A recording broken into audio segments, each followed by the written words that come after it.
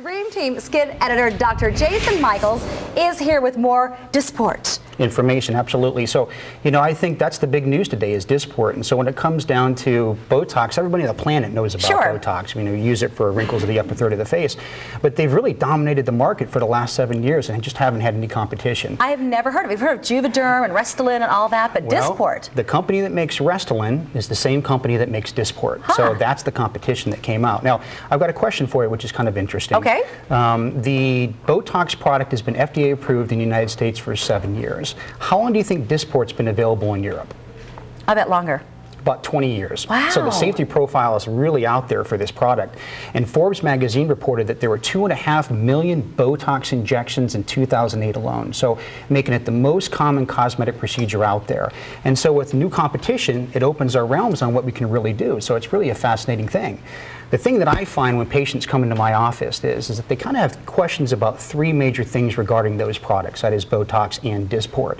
And that is, number one, is it safe? Sure. Is it going to make you look different? And then thirdly, is it, what's the price for it? What is the price difference on these two different things? So from a safety standpoint, you know, the product's really been around for a very long time, and there's never been a single case of long-standing consequences from the injection of either Botox or Dysport for cosmetic reasons. And the reason is we use such small amounts into the small facial groups of the facial muscles. We're not using these mega doses that they would use in muscle spasms of the lower back in patients that might have cerebral palsy. Sure. But how does Dysport differ from Botox? I mean, are they equally effective? Do they do the exact same thing? You know, they're very, very similar actually. So from a standpoint of how do they affect each other or one another, the onset of action is actually very similar. There's debate as to whether Dysport actually onsets a little bit sooner than Botox itself, but again, that's debatable. I think the longevity of both of the products is very similar as well. And so what you're going to find is about 4 to 6 months per the injection site. So most patients come into my office and get injected about 2 or 3 times a year. What about the price? Are they about the same price?